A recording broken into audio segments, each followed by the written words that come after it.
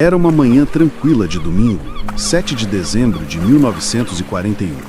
O sol nascia sobre as águas calmas do Pacífico, iluminando a base naval norte-americana de Pearl Harbor, no Havaí. Soldados ainda dormiam, outros tomavam café da manhã. Ninguém imaginava que em poucos minutos o destino da Segunda Guerra Mundial mudaria para sempre. Mas o silêncio daquela manhã seria quebrado pelo rugido de motores inimigos. A guerra estava prestes a bater a porta dos Estados Unidos. Em questão de segundos, a rotina de paz se transformaria em um pesadelo sem precedentes. Um choque que ficaria gravado para sempre na memória americana. A calmaria das águas de Pearl Harbor logo se tornaria palco de uma das maiores tragédias navais da história, mudando para sempre o equilíbrio de poder no Pacífico.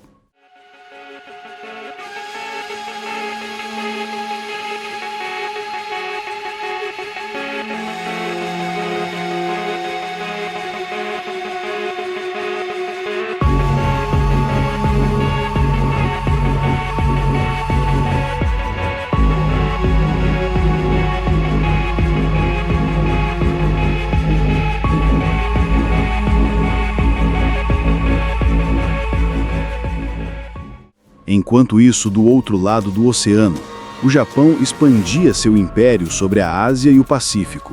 A guerra contra a China consumia recursos e os Estados Unidos tentavam conter essa expansão, impondo embargos e sanções econômicas. Para os líderes japoneses, havia apenas uma saída: eliminar a frota americana do Pacífico em um golpe decisivo. Aquela decisão não era apenas militar, mas também política e estratégica. Vencer rápido significava consolidar o domínio japonês sobre o leste asiático. Era uma aposta ousada que colocaria o Japão em confronto direto com a maior potência industrial do planeta. À frente dessa decisão estavam o primeiro-ministro japonês, Hideki Tojo, e o almirante Yamamoto, enquanto do lado americano, o presidente Franklin Roosevelt acompanhava preocupado os sinais de guerra iminente.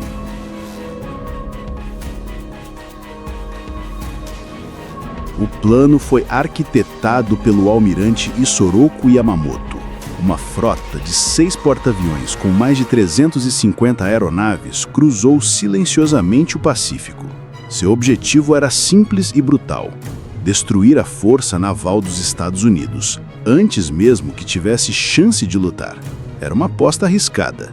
Se desse certo, o Japão teria meses de liberdade para expandir seu império sem resistência americana. Para Yamamoto, entanto, havia um risco ainda maior: acordar o gigante adormecido que era o povo norte-americano. O ataque seria liderado pelo vice-almirante Chuichi Nagumo, responsável por comandar a frota aérea que partiria dos porta-aviões Agaki, Kaga, Soryu, Hiryu, Shokaku e Zuikaku.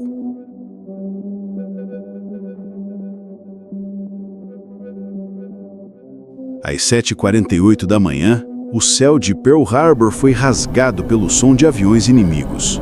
Em ondas sucessivas, caças, bombardeiros e torpedeadores lançaram-se contra navios e instalações americanas. O ataque foi tão repentino que muitos soldados nem tiveram tempo de reagir. Em poucos minutos, a base naval mergulhou no caos, com explosões, incêndios e sirenes ecoando por toda a ilha. A surpresa foi tamanha que muitos acreditavam se tratar de um treinamento militar, até perceberem que a morte estava chegando de verdade. A primeira onda destruiu aviões no solo e atacou encouraçados ancorados, enquanto a segunda onda focou em hangares, pistas e depósitos de combustível.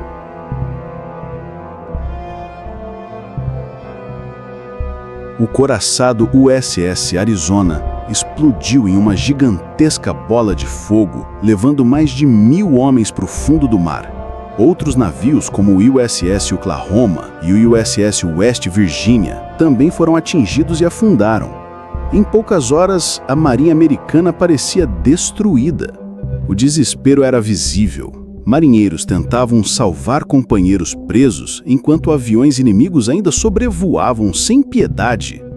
O caos era tão intenso que até hospitais improvisados precisaram ser montados no meio da base diante da quantidade de feridos. No total, 21 navios de guerra foram afundados ou seriamente danificados, e 188 aeronaves foram destruídas em solo.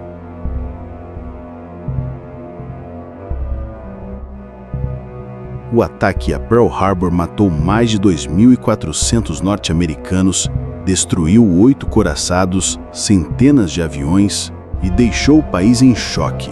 Mas ao contrário do que o Japão esperava, os porta-aviões americanos não estavam no porto naquele dia e sobreviveriam para liderar a contraofensiva no Pacífico. O golpe havia sido devastador, mas não fatal. A indústria e a capacidade de mobilização dos Estados Unidos logo fariam a diferença. A resposta não tardaria, e o Japão perceberia que tinha iniciado uma guerra que não poderia vencer. Além dos mortos, cerca de 1.200 ficaram feridos, e o impacto psicológico uniu a população americana em torno da guerra, como nunca antes.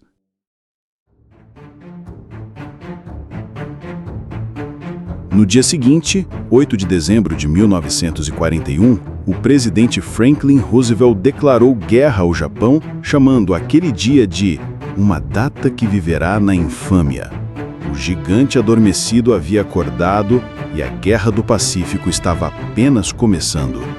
Em questão de dias, a Segunda Guerra Mundial deixava de ser apenas um conflito europeu.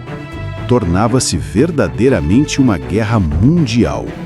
O ataque japonês, pensado para intimidar, apenas uniu os americanos em um propósito de vingança e vitória.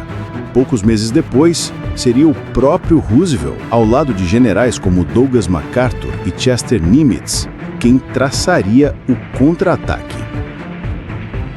Pearl Harbor não foi apenas um ataque militar. Foi o estopim que colocou os Estados Unidos no centro da Segunda Guerra Mundial. Um ato ousado, que, em vez de derrotar, despertou a fúria de uma nação inteira. E daquele dia em diante, o rumo da guerra mudaria para sempre. Aquele domingo de dezembro ficou marcado para sempre na memória da humanidade, como o dia em que a história mudou de curso. E dali em diante, o Japão passaria a enfrentar não apenas um inimigo, mas uma potência determinada a lutar até o fim. Do choque e da tragédia, nasceu uma resposta que mudaria para sempre o equilíbrio de forças no planeta. E se você gostou desse vídeo sobre Pearl Harbor, não deixe de assistir também ao nosso último episódio, Vietnã, a maior derrota dos Estados Unidos no século XX. Uma história impressionante de resistência e estratégia, que mudou para sempre a Guerra Fria. Aproveite e inscreva-se aqui no canal Ecos do Mundo para não perder nossos próximos conteúdos, deixe o seu like e compartilhe esse vídeo com seus amigos que também gostam de história. Isso ajuda muito o canal a crescer e continuar trazendo fatos marcantes das guerras que mudaram o mundo. Obrigado por ficar até aqui, um forte abraço e até o próximo vídeo.